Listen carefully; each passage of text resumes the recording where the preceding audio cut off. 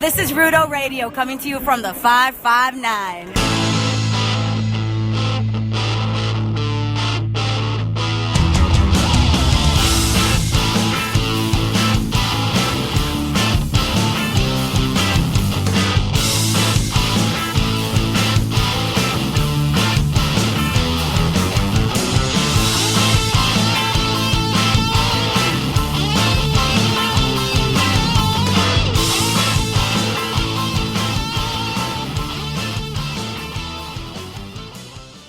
Hello and welcome to Rudo Radio, SB Nation and Cage Side Seats weekly wrestling podcast. I am Nick Bond, joined as ever by Mr. Marc Normandin. Marc, how are you? What are you gonna do if I'm not here some week? I'll call them by their proper salutation, Mr. or Mrs. Are you sure you're not just gonna pretend it's me the whole time while they try and tell you that it's not? Maybe. I don't want to think about that. Are you saying No, I won't. I'll pretend that they're you. Yes, I will. Yeah, I will. Good. You caught me. I'm not I'm not good with people, just you. So so we have a big bad show, well, bad in a good way show today. Where fantasy warfare becomes real. I assume that's what's happening this episode. I don't know for sure. Marc, I don't know. That's what Edge said, but Edge did basically everything except for wink at the camera after he said that. So I enjoyed his beard almost as much as I enjoyed his appearance. But Survivor Series is coming up on Sunday, so we have to talk about that. But before we get to that, we have to talk about a very good Raw. In my opinion, at least. And I think maybe for the first time, it was a good episode of SmackDown. But I think Raw may have been better this week. There was a lot that Raw had going for it. I mean, I hate to start with the obvious, but I thought the Goldberg-Lesnar business was really fantastic. Yeah, we did an episode when they were first hinting that this was happening. That was pretty much wow, I've just no goddamn interest in this feud whatsoever. But hey, it'll be a big money match. Plenty of people will like it. It'll be one and done. Great, whatever, cool. It makes Survivor Series seem big. It's probably the most consistent story that Raw's told since that time leading up to Survivor Series, which is damning with faint praise in one hand, but also they've legitimately done a good job with it. Yeah, exactly. Relative to the other stuff, it's been great. And relative to normal stuff, it's been very, very, very good and close to great. It's not that much of a distance between the two. Because, like you said, it both helps make me more excited for Raw, because I knew I was going to see this, and makes me more excited for the pay-per-view, which is exactly what they want it to do. It's to me, it's one of the best. I think it's probably the best of these that I can think of where it's a straight comeback kind of thing. I mean, obviously, The Rock coming back is bigger, but I thought this was way better done, except for the one promo where they were in Minnesota. But that was just bad planning more than anything. It was just weird that they did that way. Yeah, that's really been the only misstep, and they've done this in such a way. We ran a feature at SB Nation on Wednesday, which is when we're recording, on how WWE's tendency for revisionist history, especially right here, might be justified with this Lesnar versus Goldberg rematch. Because they've acted like Lesnar versus Goldberg the first time was this big epic meeting between two dudes, and that Lesnar's burned up about his loss, and not the fact that it was just this dog shit match that was saved by Austin stunning both people, literally the only way anyone in attendance could be happy with it. And they've avoided, any context really for the first one, except for saying that it was a big bad, meeting between the two. But this could end up being the match that lets them, say that there's a storied history between the two without ever actually having to refer to the first matchup directly again. Yeah, and I'll tell you what was surprising for me is that watching Goldberg across the ring from Lesnar, and noticing he was basically the same size, you forget how big Goldberg was. it would have been really great if that first match wasn't dog shit. Like, them in their primes would have been something special because they're both these just like monstrous dudes who like to punch people. Like, you can't really go wrong with something like that. It's kind of crazy how Goldberg is nowhere near as big as he used to be, but he's still just a massive individual. Yeah, there's a reason he was a real professional football player who was good. Like, yeah, I've been impressed, and Paul Heyman's kind of got his swagger back. Not that he was like terrible for any extended period of time, but it was a lot of the same promo over and over and over again, and Yeah. he's starting to get back to what made that team work, which is the dynamic of Paul say something stupid. And I think they've really gotten back to that, where he's just like, I'm going to say stuff, and then you're going to get all of the heat because you're going to be an even bigger heel than I am every single time. It's really worked. And, it's difficult, as Minnesota showed, to get people to boo Lesnar necessarily. But Goldberg seems to have gotten enough of a reception where he's like clearly the face.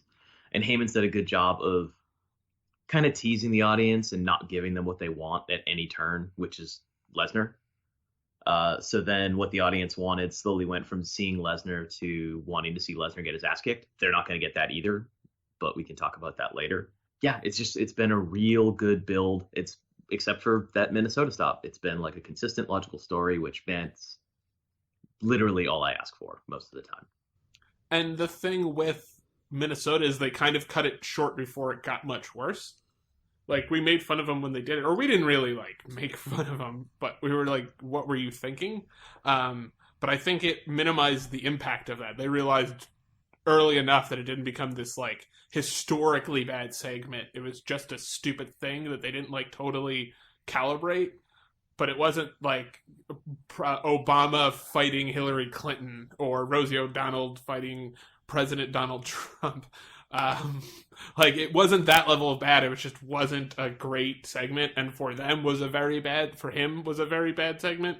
But it wasn't like the end of it didn't sink anything. Like, they can completely erase it and no one would be like, oh, you're not mentioning that really bad promo. Like, when they do the revisionist history, they're gonna be like, oh, that was just a stupid thing that they didn't think of, and it can be justifiably ignored. Two things. President-elect. Okay. Sure. Thank you for making me feel President-elect.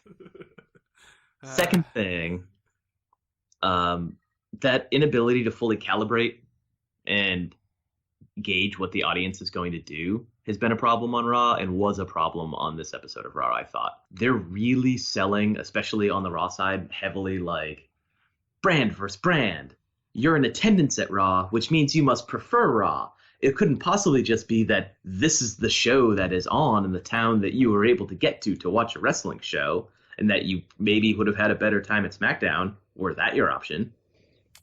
Yeah, it was that was a weird thing for her to say. I was like, no, that's not how that would work at all. Like, having watched both shows, that segment was the end segment for the shows, both as I'll get to later. Really, really, I loved that segment, and also really annoying for the first half, kind of. Yeah, I am clearly in my dislike territory right now, and I hate to say this because, damn it, I love Stephanie McMahon, but I am just so bored with what's going on with, like, Shane is running a better show on SmackDown, but a lot of that has to do with, Daniel Bryan's presence, in terms of like authority figures not being annoying and in the way. Shane just kind of shows up and forgets every like third line and like mugs for the camera and does a little dance and everyone chants Shane O'Mac, and like he gets out of the way usually, unless him and Stephanie have to like fight about their childhood or something. It's funny because it's true. But then Stephanie's really like brought herself down to the level of, I mean, Foley's not her competition, but same idea, where like Foley is just a goddamn mess with no direction, and I do not know what his motivations are. And Stephanie's just like, yeah, I can work with that. I can do that too. Sorry, I imagine them having this conversation just like, if we don't know what to do.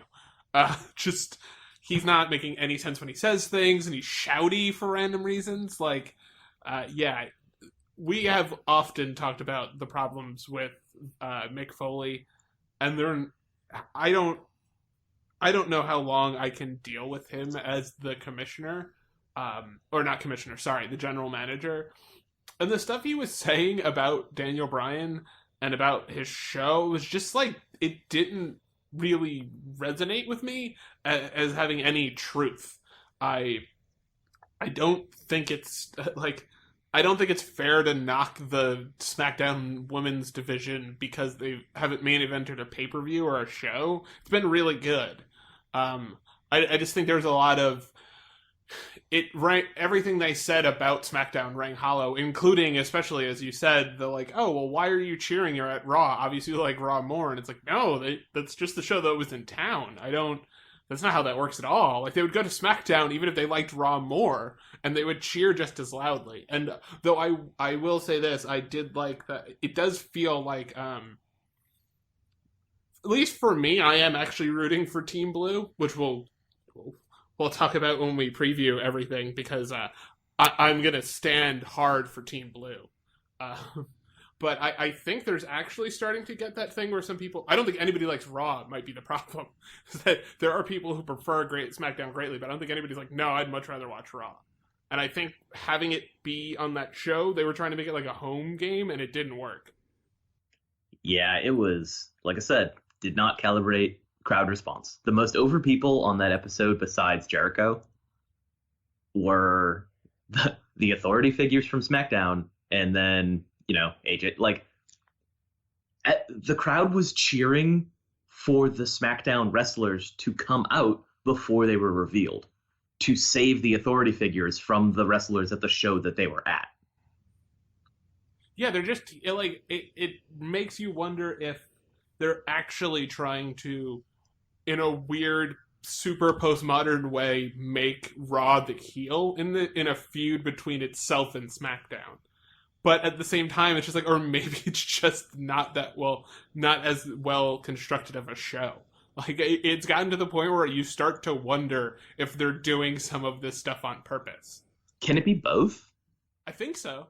Can they be? Because I can totally buy Stephanie just losing her shit, losing her cool, and like all of her ability to plan out and scheme because Shane's show is like beating her show, and then she does really shitty things like that. They said Stephanie, in kind of in a vague way, which annoys me because then you're not quite sure what the stakes are. Stephanie's saying like, "Oh, you will lose your jobs if you don't win this match." But it's like, really? You're gonna fire the 5 best people that you put together when you're in a ratings war, when they would all just go to SmackDown? Like, what? Yeah, I bet you'd do that. I'm sure. Yeah, they're on the next flight to New Japan. Like, come on. Yeah. So those aren't like real stakes, but I could see like, yes, she's losing her cool. She doesn't know what to do because she's losing. Raw's losing to her brother, and that the idea is like she has descent back into like heel Steph, and that makes the show a heel. And really, all those wrestlers were acting like heels, trying to bully the SmackDown ones. Who were there as the like valiant heroes trying to save the outnumbered, one of whom has like brain damage, like a part-time wrestler and a dude who had to retire because of concussions. Oh yeah, you guys are the good guys on your own show. So I can see that, but at the same time, like Mick Foley segments are just bad. No, just they exist. So. Oh, so there's a question mark at the end of that Mick Foley segments? Yeah, like, are they smart enough to be doing this on purpose? Maybe, but also, I don't know, Mick Foley segments. Yeah, I did like how they booked, which I like how they booked the show overall, though I don't know. I could have done, I think, without at least one of the, like, you guys hate each other, now you have to team together matches. I think I would have kept Sasha and Charlotte and the 6-man tag. But I don't know if I needed the Club and Enzo and Big Cass versus the Shining Stars and the Golden Truth. Like, I think I could have done without that match. I just didn't like it. I don't really care about their feud right now. I'm interested in what's going to happen on Survivor Series, but I'm more interested because I like the SmackDown tag teams more, I think, beyond outside of New Day. So like that one just felt, I don't want to say useless, but it didn't feel as vital as or not vital is the wrong word, but not as, it didn't make as much sense as the other two did. See, I thought they should have figured out something else to do with the women, only because that, not to get into a second dislike, it'll make it sound like I like the show less than I did, but that match really showed off the lack of depth in Raw's women's division, because they had the team fighting themselves, like when the other matches were really set up to not be like that. Yeah, You know, it's like, okay, here are Survivor Series teams versus people who don't matter because they're not at Survivor Series. It was, or it was, Owens and, Jericho. Well, actually, I guess there were four. No, there were four. It was Braun Strowman, Chris Jericho, and Seth Rollins versus the New Day, and then it was Owens and Reigns versus Cesaro and Sheamus. But they weren't facing people who were on their team. Yeah, It's not that they aren't at Survivor Series entirely. It's like they're not on their team. So it's weird how they had one where they're like, okay, well, we're going to do both a can these women get along match, but also do a, hey, these women who are on the same team have to fight each other, even though we've moved past that with like literally everything else on the show. Oh, yeah. Okay, now I see what you're saying. Yeah. Well, they don't... are you going to have Charlotte? I guess the one thing you might have been able to...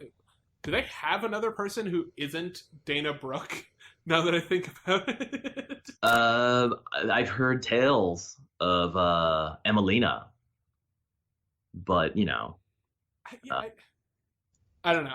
It seems kind of... Like, you could even have Charlotte and Sasha face off against Dana Brooke and Rando Person. I agree with you. That one...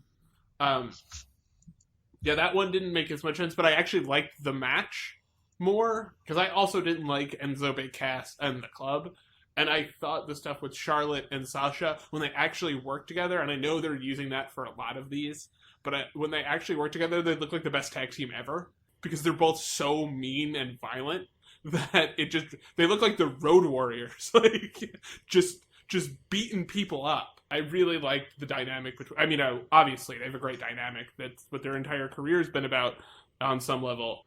Yeah, I could see either one. But I definitely don't think we need the Shining... And poor Golden Truth. What? I mean... How did they not make the tag team match? They have a song we can all dance to. I feel bad. well, they're trying to win. So Oh, right. Oh, well, that's fair. That is fair. Though Enzo and Big Cass don't exactly have like a sterling record. yeah, but if it's Big Cass like on the same team as New Day, that's a lot of like big muscle. It's people who know how to cheat repeatedly to get their victories when they matter. I'm giving you the thumbs up, double thumbs up. I'm so mad about it. I did appreciate, not to jump to SmackDown, I like JBL being like, shouldn't we like people who cheat and do anything they have to do to win? That will get us a win. Duh. Yes, that is true. And if you're rooting for SmackDown like I am, you're not worried about it. To go back to these series of matches, my heart went a pitter patter for Braun Strowman just destroying everyone. I was made so happy about that, especially after his thing with the scarf. Oh my god, I have not laughed that hard at one. I didn't like the punchline of him ripping it as much, but him asking for the scarf was just a hearty belly laugh it gave me. I liked him ripping the scarf just because Jericho didn't do anything about it. Yes, that's true. I also like that he won't mouth off to Braun, pretty much, like he's afraid to, in a way that makes Braun seem very frightening, which is a testament to Jericho's acting, actually, because he plays it with his eyes. I'm just like, oh, okay, whatever you want, Braun, you're in charge. Even when he's like talking about co-captains, he's still like, no, but you're in charge. You make the rules, buddy. And he looked great in the match. he's really surprised me more than anybody. I don't think I'm breaking new ground by saying this, but I feel like he's going to get a major star push in this match, and he deserves it. He's been doing really good work. He's getting good, actively good at backstage promos in a way that like guys that size just never really get. And I just thought overall it was maybe his best performance since he's been on the main roster, and I'm really excited to see what he does in the actual match at the pay-per-view. I swear to God, if Shane McMahon eliminates him, I'm going to be furious. What happens if he jumps off of something? No, I don't care. What happens Doesn't if it's matter. like 800 feet high? He jumps off the top of Braun onto Braun. Yeah. Yeah, he does like the Tekken thing where you hit the guy in the air and then you yeah, you can totally do it. I could see it. I don't. Unless Braun Strowman is going to rip Shane's head off and wear it as a hat at WrestleMania, like I just have zero interest in Braun taking an L from Shane. I'm the Queen of France. Yeah, that is true. But Mark, are you sitting down for this? Actually, yes. Braun Strowman's going to get eliminated by Shane O'Mac. Or is Braun Strowman going to eliminate Shane last to win it for Raw? We'll get to that later. Let's keep talking about it. Yes, did you have anything else you really super duper liked about Raw? Hey, Sami Zayn won a match. Hooray! Mazel tov, Sammy. He'll probably win at Survivor Series too, which means he would have won multiple matches in a row. Some might call it a streak. I would, of course, call it a streak. Although he won another match before that. Whoa. So he's already won 2 in a row, right? Oh, so 3 in a row. Whoa! Next Goldberg over here. Oh man, he's gonna win the IC title and someone's gonna murder him right after. Just straight up murder him. Hopefully it's Braun Strowman. That'd be nice. That would be wonderful. Just eats his lunch, literally. Just there's a segment where Sami Zayn is eating lunch, and he just takes it and he eats it and he walks away. I haven't been excited for a guy like Braun Strowman in a lot. He's just he can do comedy segments. I love him. Sorry, we're talking about Sami Zayn. Sammy's great. I'm really excited for it to be the Miz. Like I like Dolph Ziggler. He's fine. He's good. He's okay. I don't like him that much. But if I did, I'd respect his ability to wrestle. But I'm still more interested in a Miz Zayn match instead of like a face versus face. But one's a face I don't really like, and the other guy's a type of face that I don't really like, even though I like him personally, which would be Sami Zayn. So I'm very happy it's the Miz versus Sami. So I guess you can just segue into SmackDown and what I assume you liked from that. Yeah, well, of course, which is that I'm so happy that The Miz won. I'm so happy he won the way he won. I'm so happy that we got those shots of Dolph Ziggler's sad face, his sad, stupid, sad face. It was really great. It was excellent. It was an excellent choice by whoever is in charge of SmackDown. I mean, it was an obvious choice, but that doesn't take away from it. Like, yes, it wasn't a surprise that Miz won. We even talked about why it made sense for Miz to win last week's episode, where it was Miz is so entitled and thinks he's so amazing. He's going to lose that championship to Zayn, which means he lost the championship from SmackDown. So everyone, including his boss who hates him, is going to be really mad at Miz for losing the Intercontinental Championship to Raw. But you got the cruiserweights, maybe, kind of, possibly. That has nothing to do with Miz. They could have had both. That's true. Well, maybe the Miz comes in it. Never mind. We'll get to it later. I'm gonna be sad because I love the Miz that he's gonna lose the title. I am interested to see if they ever actually pull off a trade or somebody getting signed by the other brand. If there's ever a time to do it, I feel like it'd be now. But I don't know. I am interested to see. I don't know for sure if I think the Miz is gonna lose, but it totally makes 100% sense. So I am, as I said, very excited that he won, and I'm happy it's not Dolph Ziggler.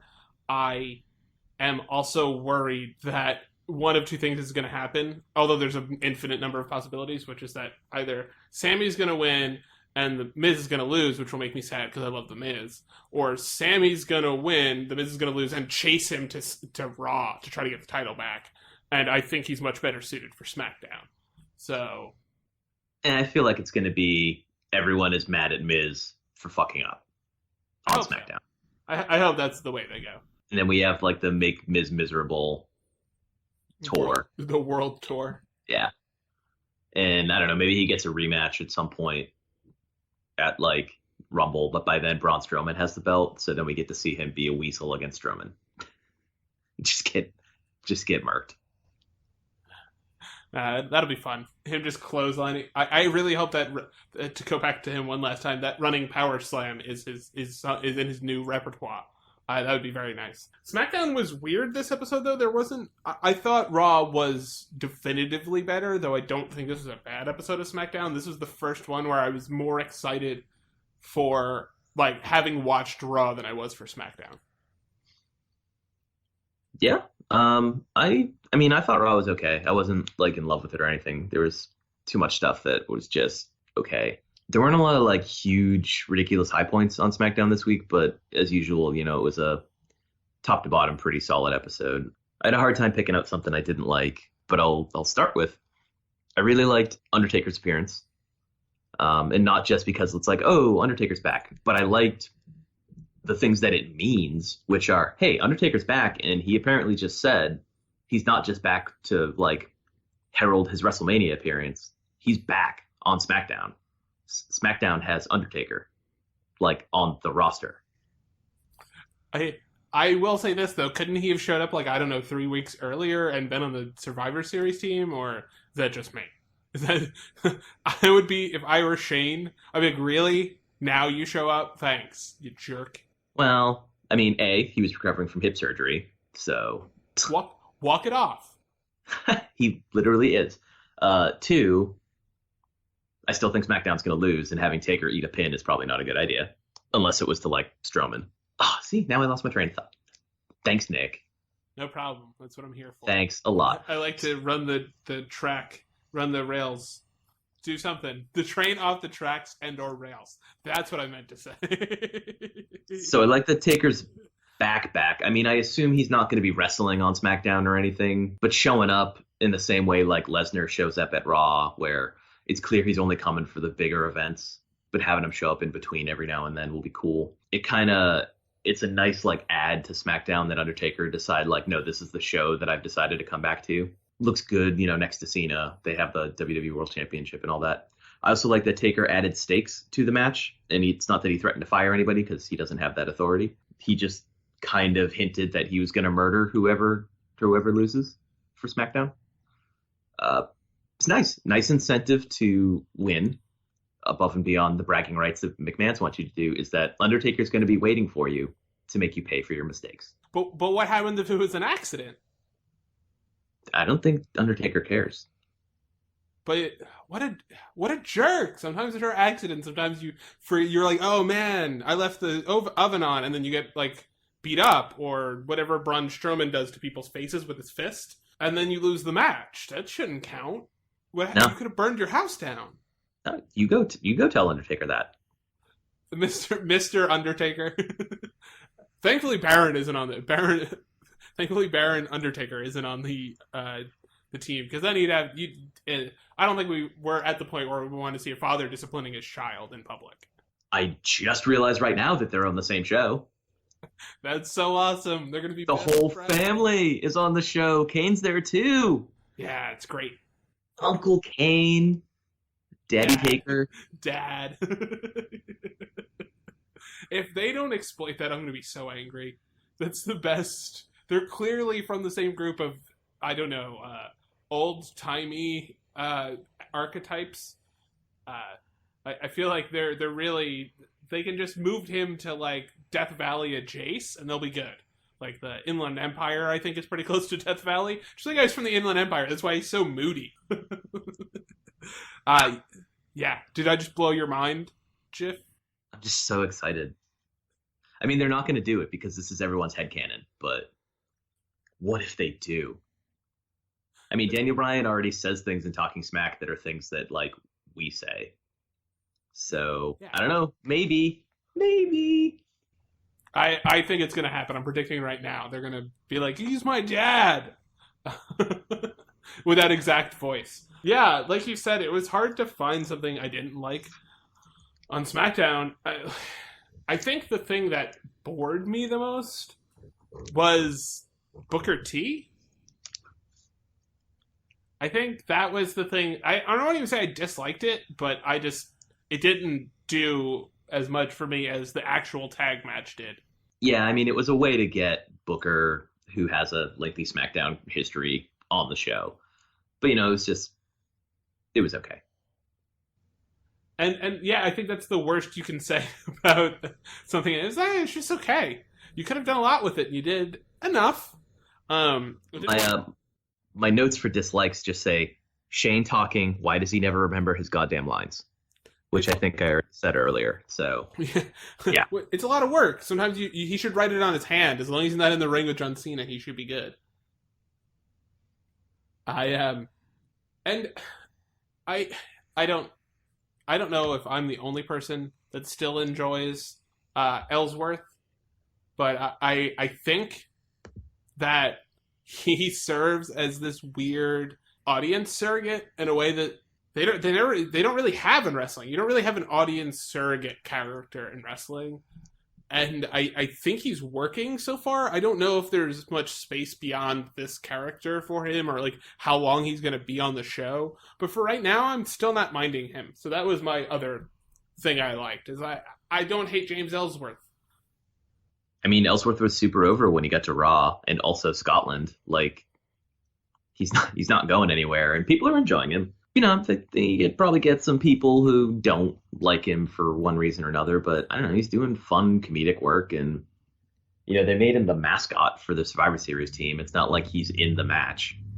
And if he gets involved, I'm sure he's just gonna like eat something, but he's been doing a great job at like selling death at any opportunity, so.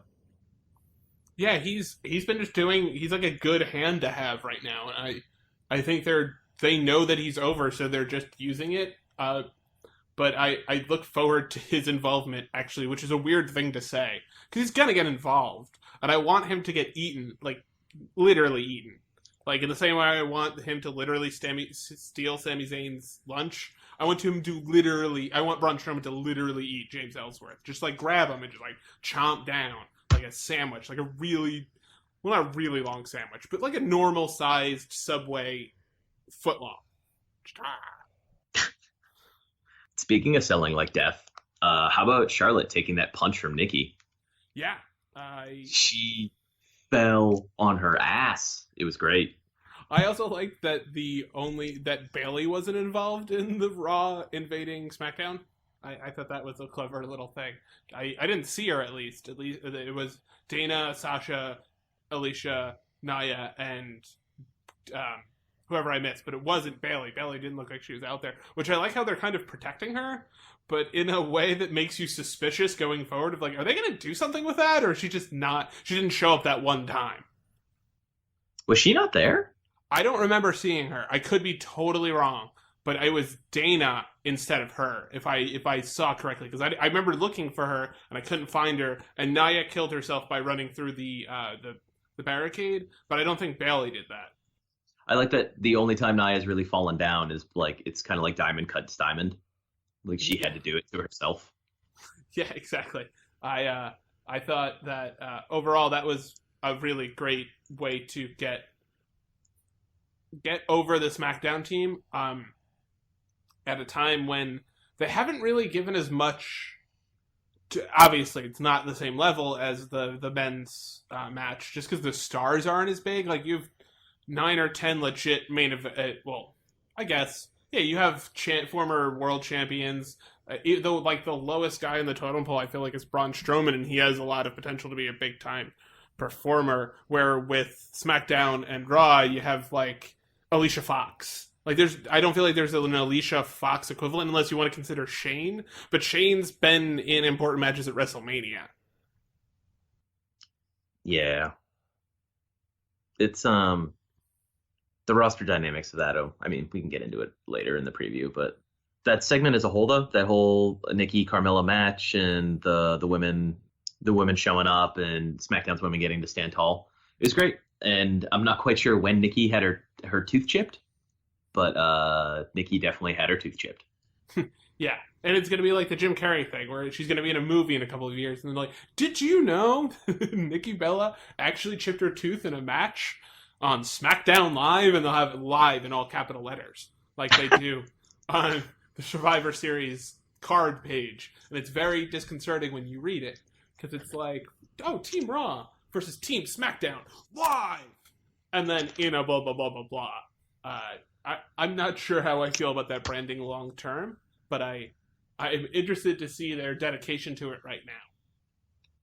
Yeah, I mean, I think it's no different than when they used to say Monday Night Raw all the time, and they'd say Raw is War. Like, it's just, they'll say it repeatedly until it's really buried into our brains, and then move on. But Survivor Series preview? Yes, Survivor Series preview.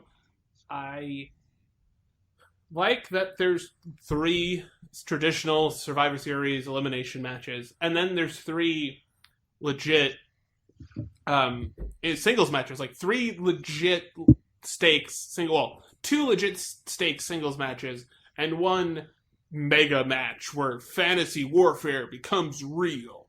The first one, of course, being the Brian Kendrick versus Kalisto, and if Kalisto wins, SmackDown Live gets the entire cruiserweight division. Sorry, what you mean is if Kalisto wins, then Brian Kendrick wins, because Brian Kendrick gets to leave Raw and goes to a show that might actually right him and all his compatriots in a logical manner.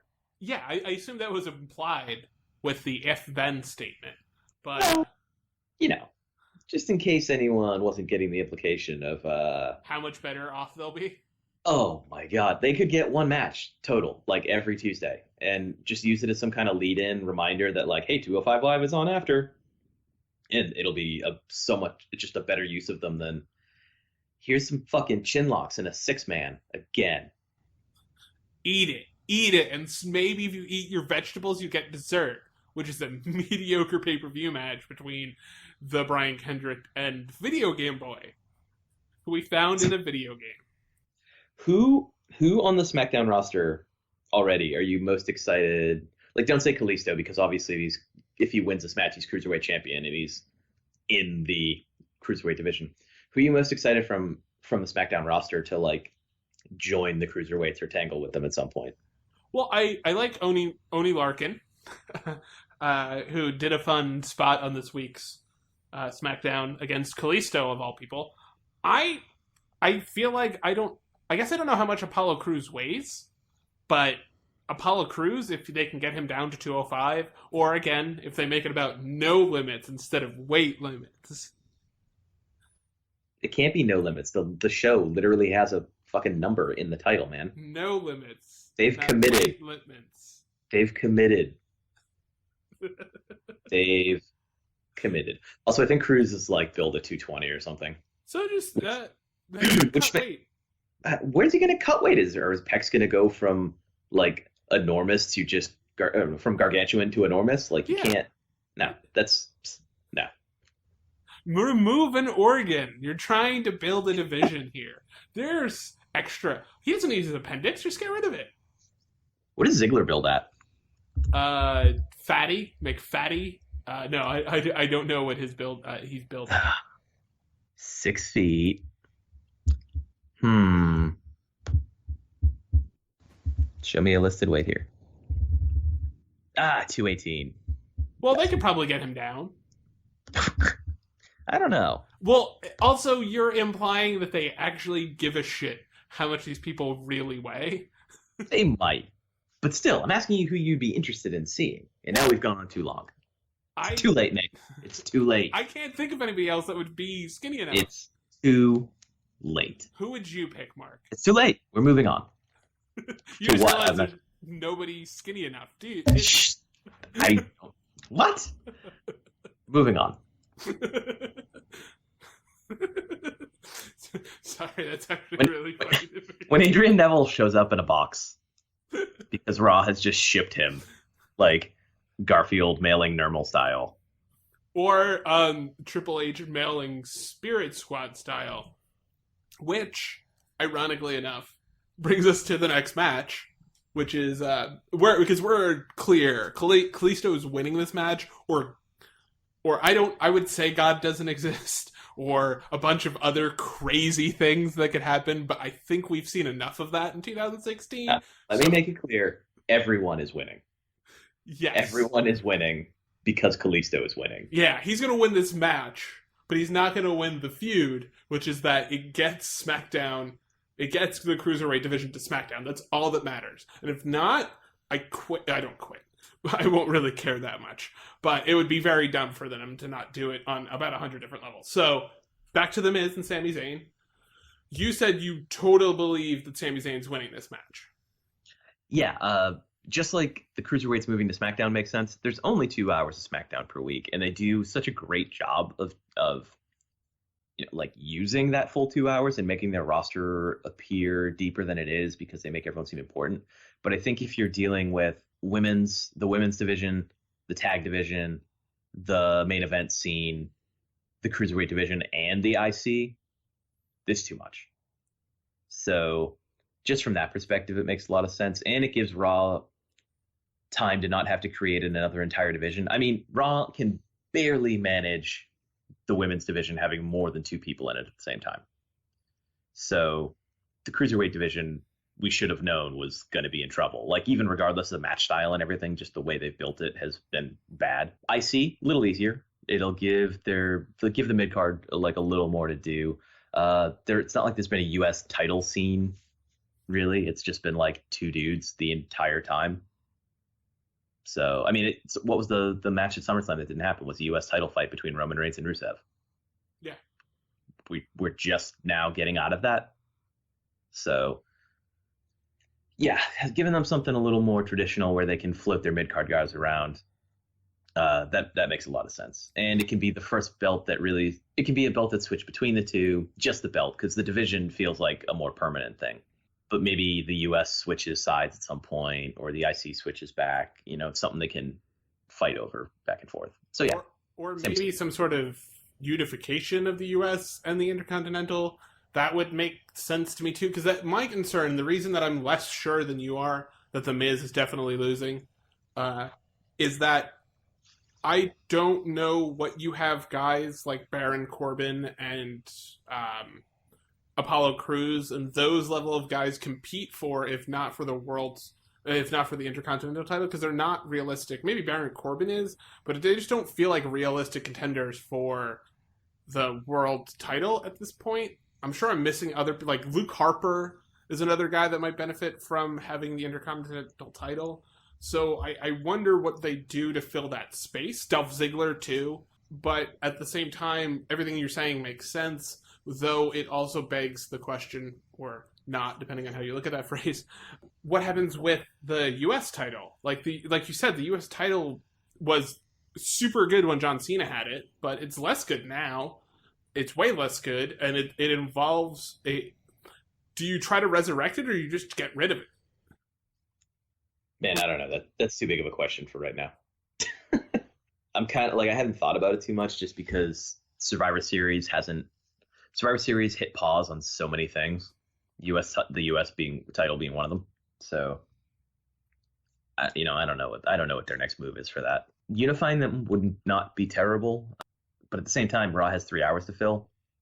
They should figure out how to fill them. Maybe not having to have 2 cruiserweight matches a night will be good, because they'll find they're not going to do multiple IC stuff at the same time. And as far as SmackDown's concerned, they're trying to make all these new stars. I don't think the IC belt is really a big deal for them to lose. You can have the smaller guys go for the cruiserweight, like the real smaller guys. You can move guys like Baron Corbin up closer to the main event scene.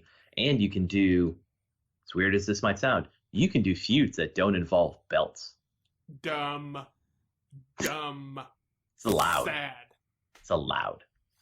A thing I love about Beyond Wrestling, independent place that runs out of Rhode Island and Massachusetts, they don't have any titles at all. And somehow they manage to put on really entertaining shows every month. It's weird, but I don't know. I don't agree with it. Actually, I've never seen a Beyond show, but I believe that the good Lord intended us to have titles. And taking that away from us is taking away our birthright. To have meaningless jewelry around our waists. It's not right, and I don't like it. but I'll accept it. Did you know that Brock Lesnar and Goldberg are not fighting for a title? They're fighting for the champion of Goldberg's son's heart, obviously. No, they're not. He's going to call him daddy after he beats up him. No, Lesnar's gonna eat Goldberg's kid's heart. That's what's gonna happen. Oh, you think so? That'd be awesome. I'd pay to see that. Child sacrifice is the number 2 reason I watch wrestling. Well, give it time. You only have to wait till Sunday. But yeah, they can. I'm sure if anyone can write a feud that doesn't involve a title belt, it'll be the people running SmackDown. Raw probably needs the prop. Yes. The semiotic means to a narrative end. So we disagree on this match, actually, which is rare. I don't like how this goes, or how it's. I guess it's not that bad, but for a while they were calling it all this weird stuff, which was the Team Raw versus Team SmackDown Live in a 10-on-10 traditional Survivor Series tag team elimination match. That is too many fucking words. Yep. It used to be like the tag team elimination match. It was weird. It didn't flow correctly. As I mentioned earlier, I guess I don't know who wins this match because there's so many moving parts, but I think I like the SmackDown team more than I like the Raw team. Raw's gonna win because they have New Day and it's a pay-per-view. But they can't cheat because people will be watching. They can cheat. What are you talking about? People are always watching. I was winking. Sorry, I thought you saw that.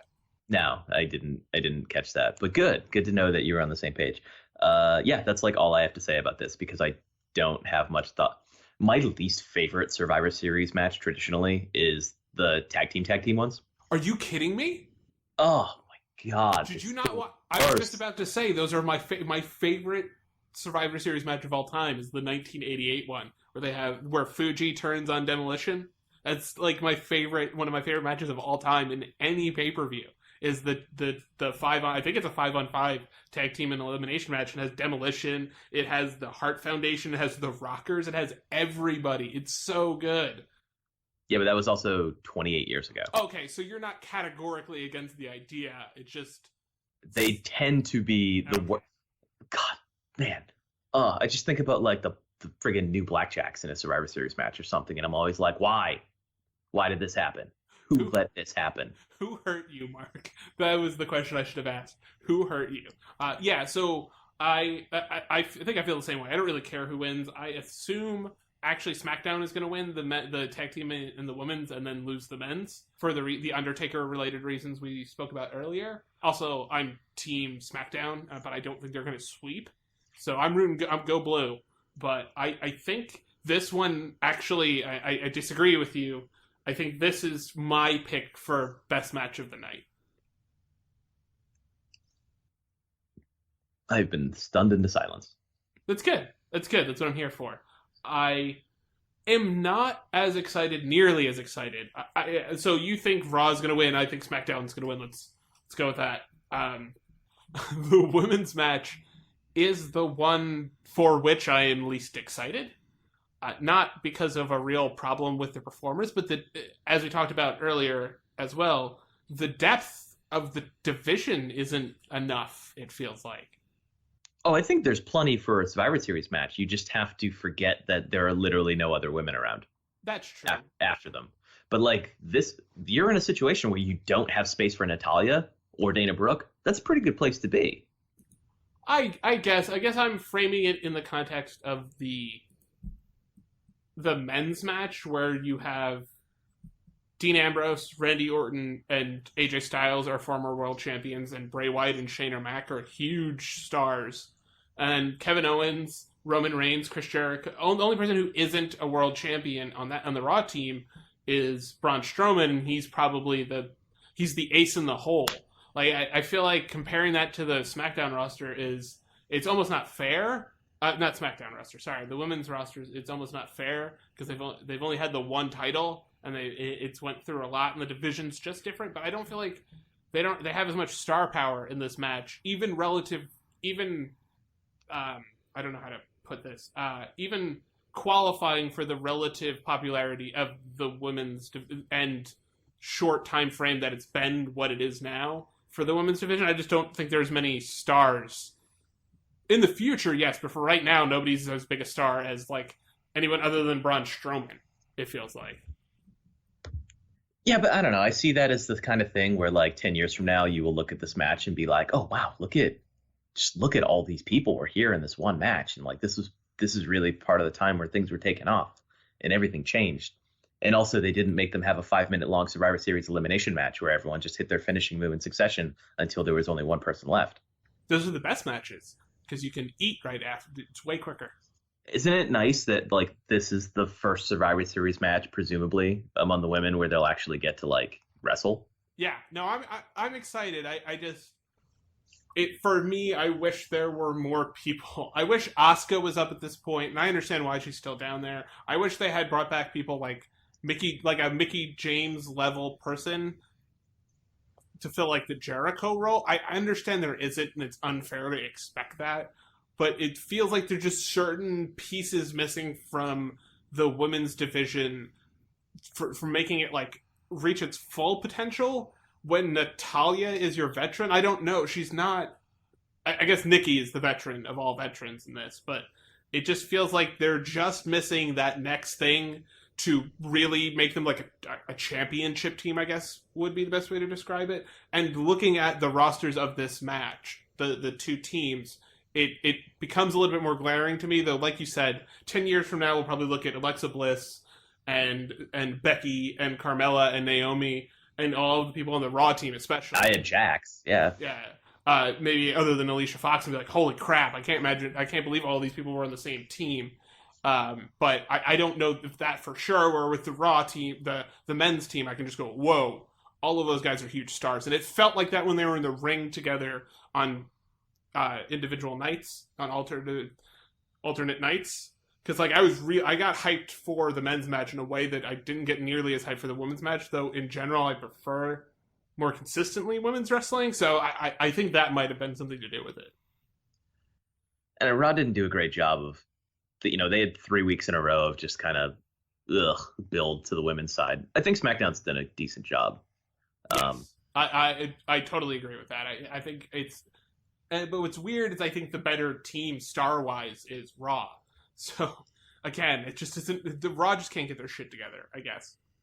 Yeah, it's I feel like Nia taking herself out was a good hint as to how SmackDown will manage to win without Nia looking bad. Mm-hmm. Trying to kill somebody and murderizing herself. Yeah, and then like Nia and someone else both get counted out at the same time. Something like that. So Nia managed to eliminate somebody, but, eliminates herself, blah, blah, blah, that sort of thing. Or Natalya does, Nia murders Natalya, who's not even in, something like that.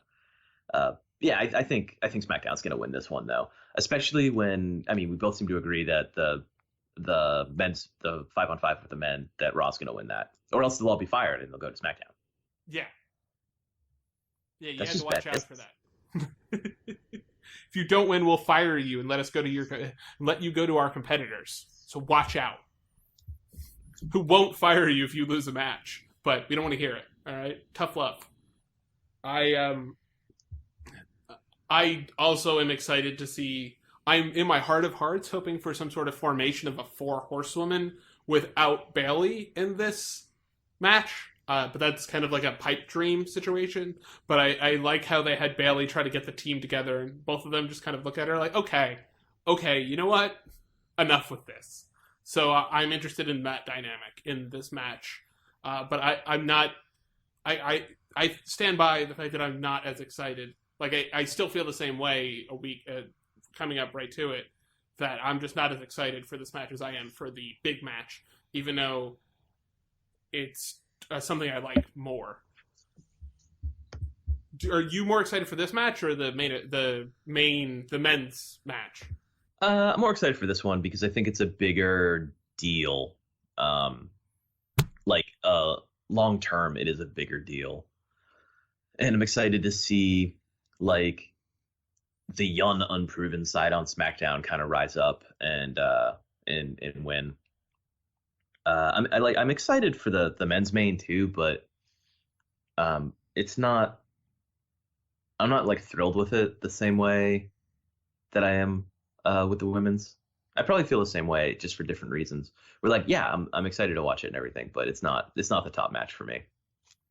Yeah, I mean, for the men's match, I'm mostly just excited to see Braun Strowman run through people, and I guess I'm interested to see how they have Shane O'Mac get murdered in that match, and also if who ends up being the guy that loses the match for SmackDown, so that they have a feud with The Undertaker. It seems like it might be Bray Wyatt, but I don't want them to be that obvious, I guess, so I'm hoping it's not. I mean, who we got? Styles, Orton, Bray, Ambrose, And Shane O'Mac. Shane O'Mac. Wouldn't do Shane Taker again. Don't feel like they would. He took his hat to him. He did. But that was before he's a huge loser at Survivor Series. No, I don't know. Maybe this will be. Maybe we get Taker versus Ambrose, which has happened. It's happened before. The last time Undertaker wrestled on SmackDown was against Dean Ambrose, and he went through a table when the Shield powerbombed him. Yeah. I thought about that a lot on Tuesday. Yeah, Ambrose would be the most interesting one for me. It would probably be the best. He would benefit the most from it because he doesn't have. AJ Styles doesn't want to get into a title feud with The Undertaker necessarily. And Ambrose, this would be like another big time feud for him to engage in without making it about the title, as you said, which is weird. I prefer my feuds with title flavor, but I'll take an Undertaker feud in lieu of a title feud. It's also a good way for Styles to shit all over Ambrose as they lead up to their TLC match. Yes. It's just like, you lost this for the team, because you're a loser. You're going to lose again, and I'm going to hit you in the face with a chair. And then probably hit you in the nuts, just a little bit. It's legal. It's legal. So we both have Raw winning this, right? Yeah. Okay. And that leaves the fantasy Sorry, I've said it too many times. My brain is just fantasy warfare mega match. Of reality triple main. Oh, sorry, that was last month. As we spoke about earlier, specifically about this match in particular, we don't. I think neither of us think this is going to be a particularly great match. Hold on, one second.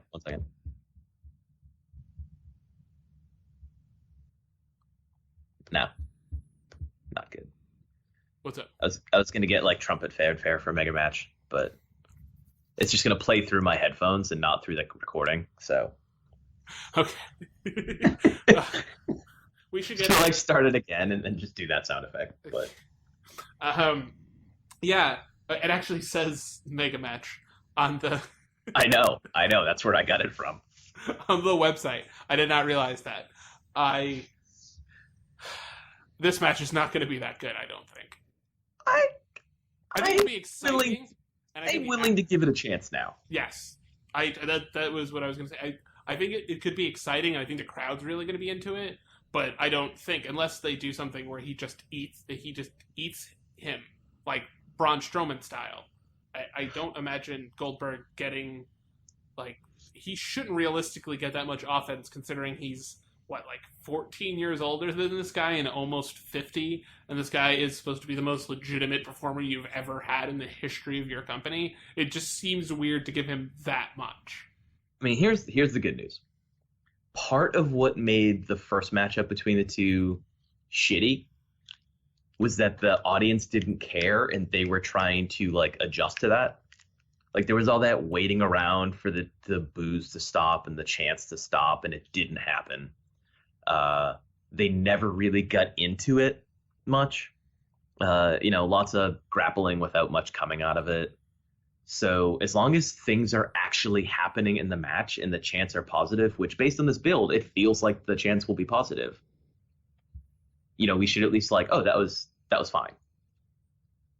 Yeah, it it doesn't have to be epic. It doesn't, but like, the things that colored the first matchup don't exist necessarily here. So yes, you have to deal with Goldberg being older, but presumably, like, combined, the two give more of a shit this time than they did last time, I think, and the crowd gives more of a shit. Yeah, so I was gonna say that won't take that much. Talk about damning with faint praise. It's like that is probably the shittiest match in history.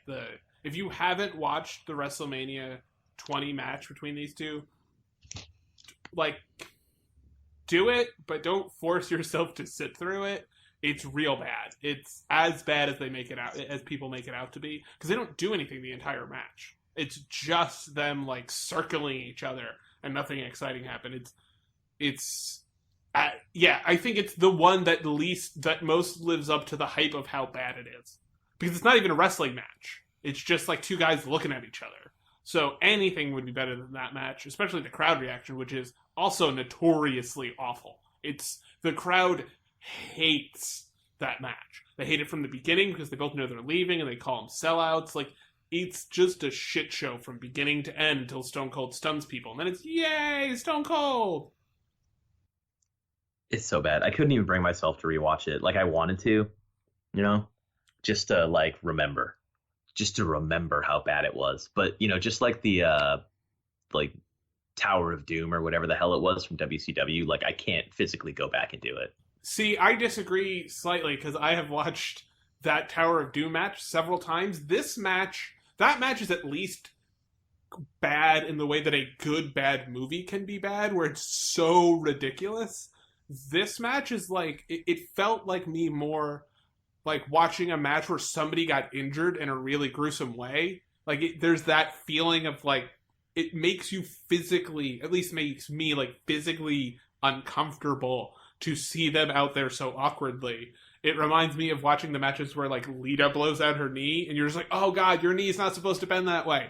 That's the feeling I get while watching Brock Lesnar and Goldberg, where with the Tower of Doom matches, for me, it was always like, this is crazy. Isn't this the stupidest thing in the history of wrestling? Where that one was just bad, and it was a lot of mistakes by a lot of people. It almost doesn't matter which one you refer to as a lot of mistakes by a lot of people, because they both qualify. But that's pretty much my reaction to the Tower of Doom. Is that what it's even called? I don't remember. All I know is it was uncensored. Tower of Doom WCW. Is that what it was? The Great American Bash, Tower of Doom match. Yeah. I still don't... Not to get too off target, but was there any way for the Dungeon of Doom to win that match? Or was it just like... You mean based on the rules of the match, was there a way for them to... Yeah. Yeah, they could incapacitate Hulk Hogan and Randy Savage, who somehow got their hands on, like, tennis rackets or something. No, frying pans at one point. Yeah. So, like, storyline-wise, no. Rules-wise, yes. Reality-wise, absolutely not, under no circumstances. It is the death of an entire, like, heel contingent on a wrestling show. Because they just run through all of the people in the entire world. And it doesn't make any sense. They go from the top of the tower down, and they start off with the really hard guys to beat and end up with, like, the ultimate solution. Not the final solution, but the ultimate solution. That is the worst match in history. There, that's all I wanted. I wanted you to think about it long enough so that you were like, nope, it's the worst. But I still love it. I've watched it multiple times. Oh, it's so bad. Every time I want to remember what it is, I read the retro best and worst for it. Because it's, like, less painful for me than actually physically watching it. So, but at some point, when I have, like, wrestling friends over, maybe with a bottle of bourbon, I will watch that again. Oh, that's exactly how we did it. We recorded a podcast. We got drunk and recorded a podcast watching it. It was so bad. We called the podcast in no condition to perform. Yeah, so I definitely... Yeah, that is a match I've seen a bunch. This match definitively will be better unless something, God forbid, catastrophic happens and he's replaced by Goldberg. And even then, that match might be fun. Yeah, I mean, there are ways to make that fun. Did you see the photo of Goldberg and James Ellsworth together? I did not, but there's not a lot of. Kate has been watching wrestling with me occasionally, and every time Ellsworth comes on the screen, she's like, "What is going on with that guy's face?" She doesn't know how to describe it because it's not just his face looks weird. He has no chin or neck of any kind. It's true. It's pretty much you were describing the descriptions that they give on camera too. I mean, Jericho was like, "What is that?" He's the weird, without looking like grotesque, he is the weirdest looking person they've ever had in wrestling. It's great. I love it. And dude is basically got a WWE contract at this point now. So yeah, it's one of the better. It's the best comebacks or redemption story, whatever you want to call it, since Nikki Bella, as far as I'm concerned. So we both, no one on earth, you thinks that Goldberg is going to win this match, right? Nobody. no, I assume Lesnar gets his win back to set him up for whatever his next challenge is, and Goldberg gets a send off where everyone isn't cheering because he just got hurt by Austin. Yeah, that sounds about right to me. I'm very excited for this pay-per-view, actually. From beginning to end, outside of probably the Cruiserweight match, and even then I'm excited for the repercussions of that match. This this looks like worthy, it feels like, of being a Big Four pay-per-view. Yeah, I mean, Survivor Series, they're always like, hey, this is great because it's old. But this feels like they're actually going, hey, we're putting effort into it, which is something they've been doing since Sting showed up at Survivor Series. So it's not the first time, but it feels like if they could do a better job of building to it, they'd sell the idea more. But this feels like a Survivor Series that could be really good from top to bottom. Yeah. Did you have anything else you want to add before we start our bye-byes? No. I think that covers it. Two shows, and I mean, I'd love to preview Takeover, but we're over an hour into this podcast, and I actually have to watch a lot of NXT before Takeover happens. You see, people, when you move and you spend time unpacking and like fixing your house, and also the baseball postseason happens, you fall behind on NXT by a lot. So you don't want to hear me talk about Takeover anyway, because I don't know half the card as of this. Like, I'll know it by this time tomorrow, but I don't right now. Yeah, I've been keeping up, but I've been keeping up just not as much as I used to. Right now, it's in this weird lull period where you're kind of like, it's exciting, but I'll watch it. I'm definitely going to watch Takeover, but I'm not like hyped on it in a way that I would have been years previous, but I don't think it's their fault. If this were WrestleMania time Takeover, it'd be a real problem. But I think they're good, all things considered. I think the people that are going to watch are going to watch. The people who weren't going to anyways. So I think NXT is in a good place. We will catch up with NXT at some point in the relatively near future. Actually, this is a decent time to talk about something I've been thinking about talking about. This is a strange time for NXT, but it's not necessarily a bad time. Like, I see a lot of people aren't hype about NXT anymore, or they're criticizing it outright. But you have to remember, NXT is still a developmental show. NXT's been like this before. NXT was a lot like this when it was on Hulu. The thing is that no one was really watching it then, and they didn't have these major takeover specials. So it's not like this is new territory for NXT. The show had a really huge transition period when they took, 3 of the big people off of it to make the Shield, and then quickly brought other people up after that. So this is just something that's going to happen, where lots of talent gets called up and the division thins out and you get a lot of new people. And like, yeah, sometimes you're going to be able to bring in someone from the indies who's pretty developed, but I think the cruiserweights talking has reminded you that not everyone is as gifted as Owens and Zayn, and that there's more to like learning how to be a WWE performer than just learning the WWE style. Yes. So this card might not seem that exciting like right now, but I feel like if this were happening next November, the exact same card from top to bottom, people would be losing their shit. Yeah. It's just you're in that time period where like, hey, they're learning. So yeah, they don't have like a homegrown answer to Asuka yet. That's okay. The NXT title is being fought over between two guys who aren't NXT guys, really. They're well-established veterans who happen to be in NXT. That's okay. But then you've got like Bobby Roode is facing Ty Dillinger because Ty Dillinger's, on his way to becoming a star. Great. That's the kind of stuff that should be happening. There's still a lot of that happening in NXT, and you see a lot of the real kids of all the divisions kind of like starting to build towards something, and they're just not there yet. But it's no different than back in the day when the pre-Zayn, pre-Owens, when it was like Neville making a name for himself back when you used to call him Adrian first. When the Wyatts were not fully established and then they became just a sensation eventually. All these guys didn't like come out of nowhere. They put in the work and the time, and it's just a little more noticeable when it's not, all this like high level already developed people, because hey, there's a live special to do before a major WWE pay-per-view.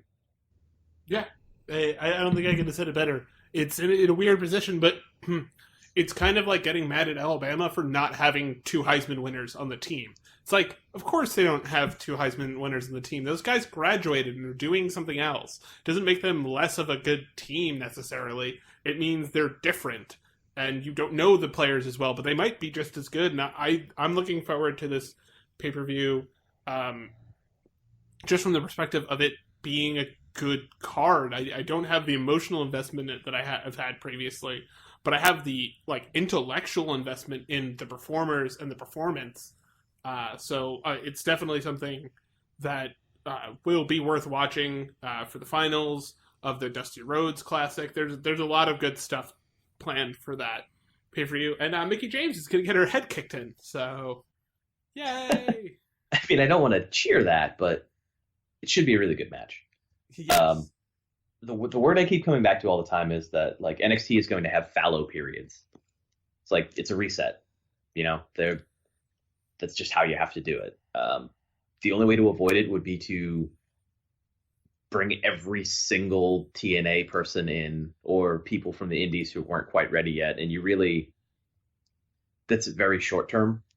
So this balance that they're striking with like trying to sell tickets to house shows with names people know, but then continuing to develop the names that people are going to know, that's perfectly fine. Yeah. It's a smart business model for them right now. I will be interested to see the type of people they sign and develop going forward if 205 Live becomes a huge hit for the network. If they'll start funneling people actively, they'll start picking up people that they may not have without an entire show dedicated to cruiserweights. So that'll be interesting to watch as well. So, big weekend. Long weekend, but we'll get through it because there'll only be 1, 2, 3, 4, 5, 6, 7, 8, 9, 10, 11 hours of wrestling over the next however long, but it'll be fine. Wait, what? Oh, between now and the next recording. I was like, what? Yeah. Since when? Yeah. Enjoy that. Because we don't have lives, WWE. We don't have lives. Thanks for rubbing that in with this weekend of wrestling. Okay. Where can they find you on the internet, Mark? I was just being quiet because I have a life, but I didn't want you to feel bad. You can find me on Twitter at Marc_Normandin. That's Mark with a C. You can find my wrestling writing at sbnation.com/wrestling, and there will be plenty of that this weekend. I've got a feature planned for the end of the week. I'm also going to preview TakeOver once I watch the last 4 weeks of NXT and, digest it. I'm not going to immediately open up, the editor and start writing. Give me some credit, people. And I'm also going to preview Survivor Series and tell everyone what we learned from both TakeOver and Survivor Series on Sunday and Monday morning. First of all, you're a jerk. Second of all, while you were talking about typing and writing immediately after, I was doing the tweet, delete motion from Ryback if the viewers at home were interested. We have viewers, right? That's how the show works. No. Well, listeners, you can catch me at the Nixter. That's THEN1CKSTER. That is 179 straight episodes that I've gotten that correct. Last week it was 42. I know a lot of people were confused by that, but there was a lot of house shows that we recorded. Yeah, I'm gonna let this one go because it's very in line with Goldberg.